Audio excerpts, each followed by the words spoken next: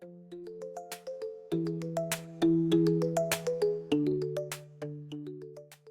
are tuned into Foundation of a Healthy Smile, and we are with our expert and orthodontist, Dr. Situsa. Doc, you are still telling us about the challenges. Please, you can take us the last two, and then we can finalize this. Yes, Dr. Maboe. And before we close the last part, which was on early loss, there's just one final cause of early loss of teeth. Injury. Children, as we all know, like running around, and obviously they trip and fall. And the first thing that lands is usually the teeth. Oh, shame, poor teeth. Shame, yes. Okay, in this situation, unfortunately or fortunately, the parent will have to grab the child and as soon as possible get to the nearest medical centers. There are measures to be taken to ensure, to try and save those teeth, because as mentioned, it's very important to save baby teeth rather than to, just lose them early. So, so we don't want to go too much into the methods of treating the injured teeth. It will take us a long time, but the dentists are well, trained to manage injuries. Yeah. Okay. All right, so this then leads us to the next topic. The earlier one was on early loss. Now we are focusing on teeth which do not fall out, which stay on and on. And what are the problems that can happen when a primary tooth does not fall off but keeps on staying on? Well, are you saying sometimes they become stubborn? Exactly. They do become stubborn for various reasons. And should they become stubborn, the question is, what problems will arise? As I explained earlier on, the baby teeth guide the eruption path of the permanent teeth. So if you then lose, if this tooth stays on and on, what's going to happen to the permanent teeth? It will also deviate because it is pushing and wants to come through into the mouth. Remember, it's still embedded in bone, but it will then be forced to change direction, if one can use a simple term like that, in its effort to try and come through into the mouth. Sometimes being deviated would also mean that they will eventually not come through into the mouth, but remain in the bone, and they may then require later surgical procedures to remove those teeth. And also they may also be associated with formation of pathological conditions like cysts and tumors. We don't want to go into cysts and tumors, it's another long topic. But because the tooth is embedded in an abnormal area, there are problems which can arise. Cysts can form, tumors can form around the tooth, which is blocked from erupting.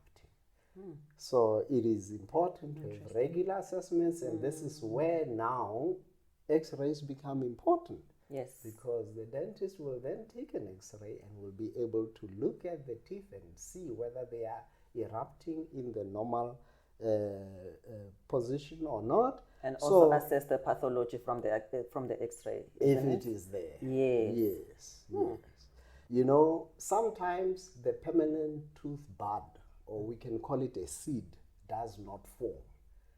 You see, then obviously the permanent tooth the primary tooth will not fall out.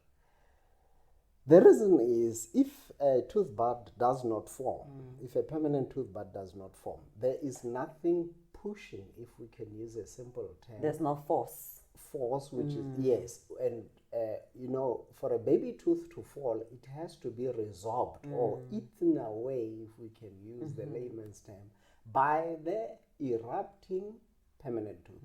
So if the erupting permanent tooth has not formed, then the baby tooth will remain as it is. It will not loosen, and it will stay on and on. So it's important for us to have the x-rays taken so that first of all we can determine, is there a permanent tooth, yes or no? And if it is there, then that's when we might decide to then remove the baby tooth if it has stayed over for too long, so that the permanent tooth can come through. Sure. Wow, thanks for sharing all that information. I remember from the cases that we've worked, the two of us, and we've worked together trying to assist the children. We have seen quite a number of cases like those where, there's these malfunctions. Either the tooth didn't form, or it's fewer number, or but I think for me, good news is that there is help, and I think that's the message. That's the message of hope, that if you find that your child is experiencing one of these malformations, there is hope, there is help available. So please make sure that you find a dental center near you so that your child can find the help that they need.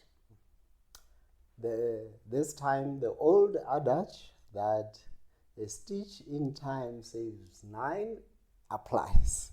So hence, as you come in for your regular assessments, the dentist will be able to do an assessment of your child and be able to advise you on what needs to be done.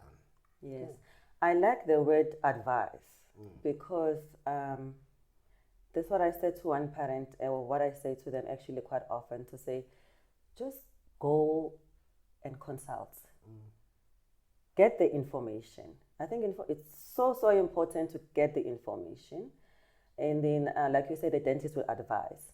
And then you can now decide what you do afterwards, rather than waiting and say, perhaps you don't have funds or anything. Yes, we do understand, but get the information. At this point, we want to urge you to get the information. It is actually crucial, because then, I always say an informed parent is a parent who will understand. When you understand what is the problem and what needs to be done, it is easier to comply. Whereas if you are at home and you're sitting with a problem, but you do not know what is the cause, what is the reason for this, and what needs to be done, you are unlikely going to take any action, and unfortunately, this may lead to later complicated treatment. Absolutely. And another thing is that, like you say, once now you have the information, you can now better support your child. Even if at that point you cannot do any intervention, but you are able to support them, because what we have experienced is that then they are bullied at school because of how they look. It affects their social interactions. The effects, they go even more psychological. True. Right? It affects their self-esteem. We've literally seen kids walking in our practice, and they're so shy, and they don't even talk, much, then actually talk with their mouth closed like this, the hand on the mouth, yes. And so forth, because really it has affected their confidence. So if you are a parent and you have the information, now you can support them, and you say, okay, here's the plan, and this is what we'll be doing. Even if it's not immediate, but at least at that point, you have a plan as a family, and you know exactly where to go from there. And I think that is so important, that our children know that we support them, and we understand what they're going through. True. Before we run out of time, Doc, Yes. I think let's mention the last point, Yes. which is the position of teeth. Remember, all these things are interrelated. We've talked of a few examples of where teeth may be deviated. Okay. So now, what the problem that what needs to be answered is, when these teeth are deviated, okay, what are the implications? The commonest situation is where we have what we call a crossbite. A crossbite, and these crossbites, unfortunately, if they are not managed properly, they may lead to abnormal development of the jaws. What is a crossbite?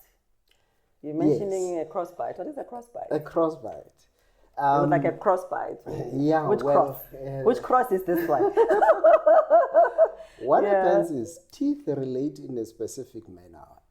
In the dental field, there's a way in which we assess teeth and we are able to tell whether this tooth is relating well to its neighboring tooth or to its counterpart in the other arch. So normally the upper teeth bite outside of the lower teeth, if I can just put it in simple terms. That type of. Exactly. All right. Okay. But it does happen, especially in the front, that one or more of the front teeth or the upper teeth would bite on the inside of the lower teeth. So it's a reverse. It's a reverse bite. Okay. We also refer to it as a negative bite. Okay. All right. So normally you should have a positive bite, but it does happen that sometimes one or more of the front teeth can bite inside of the lower teeth. Then we call it a reverse bite. Okay. So people may say, what is the problem with that? Well, remember the child is developing, is growing, the jaws are growing. Now, in a situation of that nature, it means that the lower jaw will grow much faster. It will be propelled forward more than the upper jaw. The upper jaw will be trapped by the lower jaw. So it will not grow at the same pace as the lower jaw. And eventually now you are sitting with a situation whereby your teeth will not fit properly, even because of the skewness of these jaws.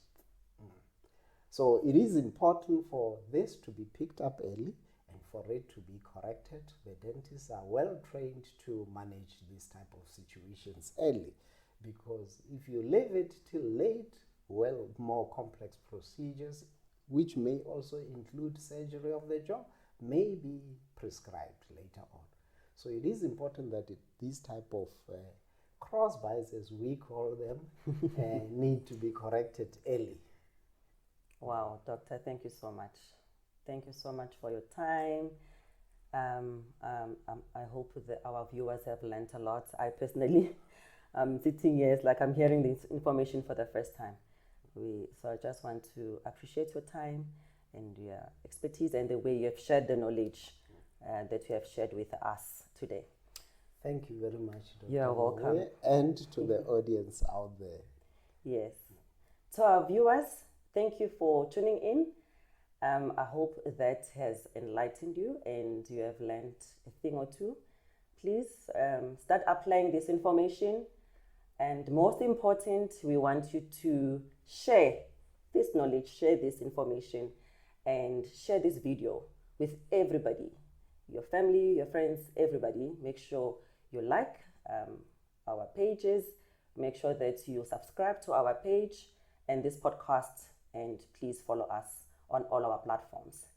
And that was it from us for today. We will see you again soon. Cheers. Bye-bye. Bye-bye.